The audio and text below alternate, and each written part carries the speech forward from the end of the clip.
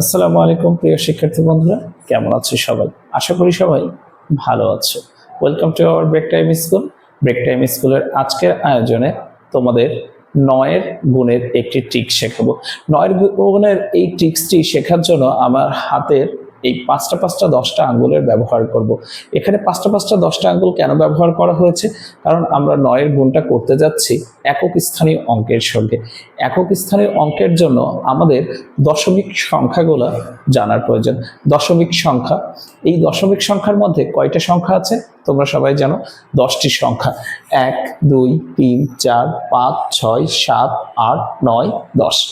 এই 10টা সংখ্যার সঙ্গে 9 গুণ করলে গুণফল কত হবে তা আমরা হাতের এই পাঁচটা 10টা আঙ্গুলের মাধ্যমে জানতে পারবো। তো শুরু করা যাক। আমরা এখন 6 এর সঙ্গে 9 গুণ করি। তো আমরা যারা নামতা জানি তাহলে আমরা সবাই 9 ঘরের নামতা পড়লে 6, 9 গুণ করলে আমরা জানি 54 হয়। 6, 9 গুণ করলে আমরা জানি কি 54 হয়। এখন দেখো আমার হাতের 10টা আঙ্গুলের মধ্যে আমি 6 এবং 9 গুণ করব। তো আমার বাম হাতে 5টা আঙ্গুল, ডান হাতে 5টা আঙ্গুল। আমরা প্রথমে যে সংখ্যাটা গুণ করছি 6 নাম্বার সংখ্যাটা আমরা বাম হাত থেকে কাউন্ট করব। 1, 2, 3, 4, 5, 6। আমার ডান হাতের এই বৃদ্ধ আঙ্গুলের কাছে এসে শেষ হয়েছে। তাহলে আমার ডান হাতে কয়টা আঙ্গুল অবশিষ্ট আছে?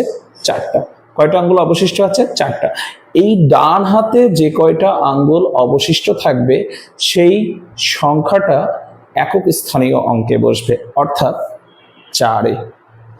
আর আমার বাম হাতে যে কয়টা আঙ্গুল অবশিষ্ট আছে কয়টা? 5টা। এই বাম হাতের আঙ্গুলের সংখ্যাটা বসবে দশক স্থানীয় অঙ্কে। তাহলে আমরা বুঝতে পারলাম যে 54 কিভাবে হলো। অর্থাৎ আমার ডান হাতে 4টা আঙ্গুল ছিল, বাম হাতে 5টা আঙ্গুল ছিল। ডান হাতে 4টা আঙ্গুল এর সংখ্যাটা একক স্থানীয় অঙ্কে 4 বসেছে, বাম হাতের 5টা আঙ্গুলের সংখ্যাটা দশক স্থানীয় অঙ্কে এসে 5 বসেছে। অর্থাৎ 5 আর 4 মিলে হয়ে গেল 54। এর এই ট্রিক্সটা বুঝতে পেরেছো?